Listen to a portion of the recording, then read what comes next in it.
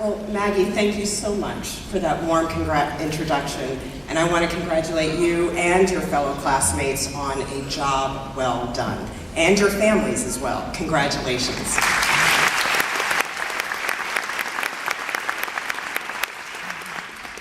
Now, I have to tell you that when you're dean, and I have to say, I think I'm the newest member of the Dean Ellen Shaw fan club, but when your dean invited me to come and speak to you on the day of your convocation, I was simply thrilled.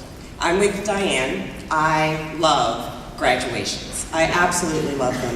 It is a day of hope and a day of anticipation, a day of reflection, and a day of reward. And I am really delighted to be here with you today as you celebrate all of those accomplishments and all of those feelings. I will confess to you, however, that I have one overriding concerns. I remember my graduations quite fondly. However, I do not remember a single one of my graduation speakers. Not one of them, which leads me to believe that one day I will be in some hazy, foggy memory of your graduation as well. But I'm willing to take that chance, so here we go. Nannie Helen Burroughs is a name that's probably unfamiliar to most, if not all of you. But she is, in fact, one of my heroes. At the turn of the 20th century, she was 21 years old. And in the language of those times, she was described as a race woman, a person who fought for equal rights and opportunities for African Americans. She took particular aim at Jim Crow laws in Washington, D.C., and was also determined to train and to educate young African American women. In 1909, she established the National Training School for Women and Girls with the goal of teaching young African American women a trade, and at the same time building their self-confidence as they learned about African American culture and history. In a world in which Jim Crow was in full effect, and there were very few real opportunities for women and for African Americans, we see a person who had a vision for her life and for her community. A public servant who chose for the motto for her school, "We specialize in the wholly impossible." Think about that. Think about the audacity of that. Young African American female in the early 1900s. We specialize in the wholly impossible. But Nannie Helen Burroughs wasn't just a leader for her time. She tells us a great deal as we confront our own complex and often confounding world. Her vision, her leadership, her commitment to public and private sector tools to improve her community are lessons for us all as we take on the big challenges that face us today. Growing our economy and unleashing innovation while also ensuring economic mobility and opportunity for everyone. Providing an excellent education for all of our children as we also train our workers for a changing and highly competitive job market.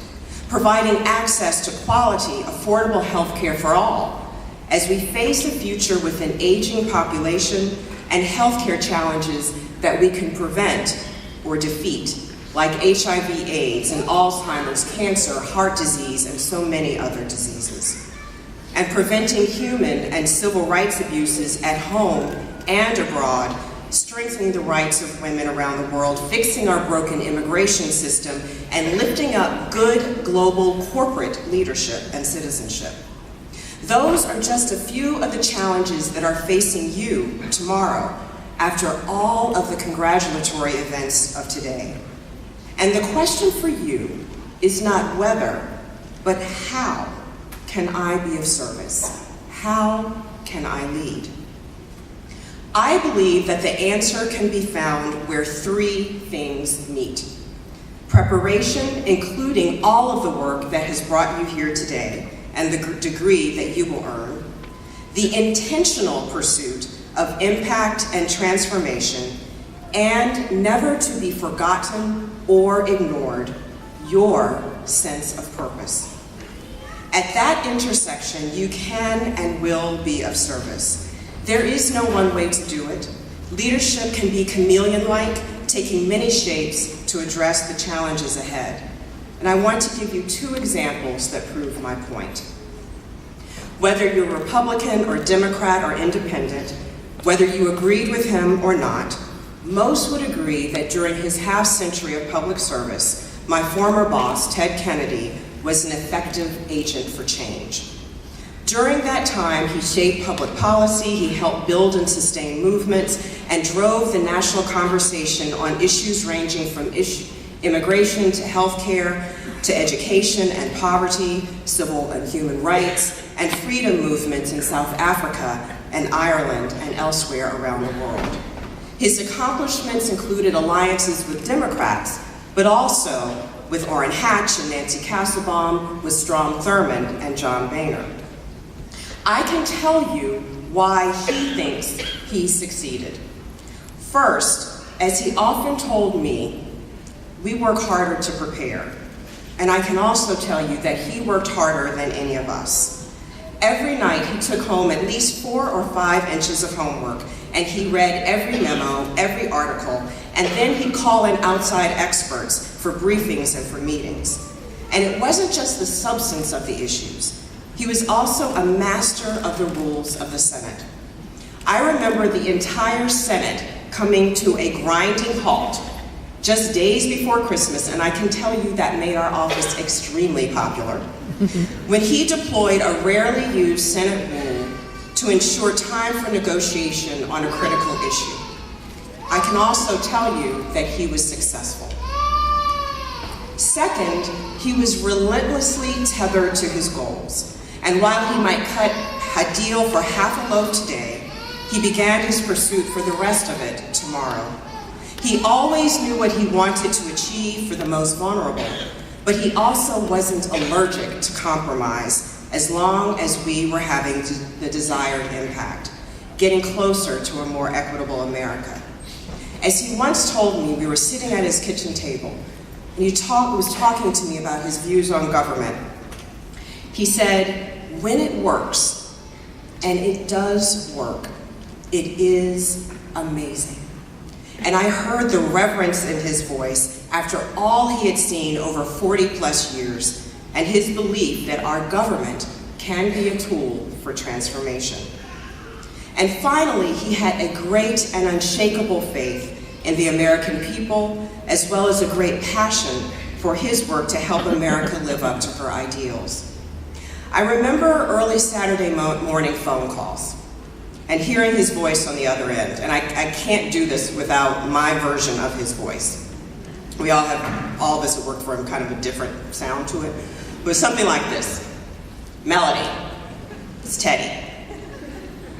Hi, Senator. Have you read today's editorial in the New York Times?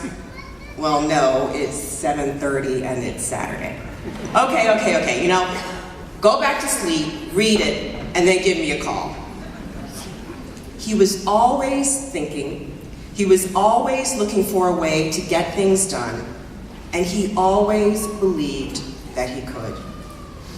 But not everyone who makes a difference is a famous senator, and often impact is the product of the collective, collaborative efforts of public servants from different backgrounds and disciplines, but with a shared goal. Now let me tell you about my friend, Gina Jacobs. I met Gina over 30 years ago. I was a resident advisor in college, and she was my boss. Even in her mid-20s, Gina was a force of nature. The biggest, warmest smile I've ever seen, and boundless energy. If you don't believe me, then believe this. Gina was actually selected to come on down out of the audience on The Price is Right. She won a vacuum cleaner and a gift certificate for cheese. Our relationship didn't end when I graduated from college. We saw each other over the years, and we often emailed, recently writing about my life in the White House, my new marriage, her wonderful kids, her husband, her new granddaughter, her biking championships well into her 50s, and very often about our shared drive to ensure a better education for America's kids, particularly those who are attending the lowest performing schools in our country. Creating the best and strongest academic environment for the children of Oak Hill Elementary School in High Point, North Carolina, became Gina's goal. It became her passion. She once told me that she wanted for those children the same things that her own children had: a rich and rigorous and rewarding educational experience. And the Oak Hill statistics, 98% of the children there qualifying for free and reduced school lunch, 50% qualifying as English as second language learners, were not a deterrent. My world and Gina's world came together at Oak Hill Elementary. While I was working on education policy on the macro level, working with Secretary Duncan and his team to support and reform poorly performing schools, Gina became Oak Hill's lead volunteer. Alongside a dynamic new principal and teachers, as well as a group of volunteers and local leaders, Gina became laser-like, completely focused on enhancing the educational experience of those kids. So what did she do? Gina found over 24 volunteers to serve as lunch buddies who tutored those kids in math and science and reading. She recruited volunteers for GED classes for parents and found volunteer translators for parents who spoke Spanish and Vietnamese and Urdu. She established partnerships with local businesses, worked with the Green Street Baptist Church to provide weekend feeding packages for students in need, and recruited local community resource centers to give $50 to help students with clothing. She engaged the Piedmont Opera and the North Carolina Shakespeare Festival to perform at that school. She launched a library card drive, and she personally donated bikes to her kids.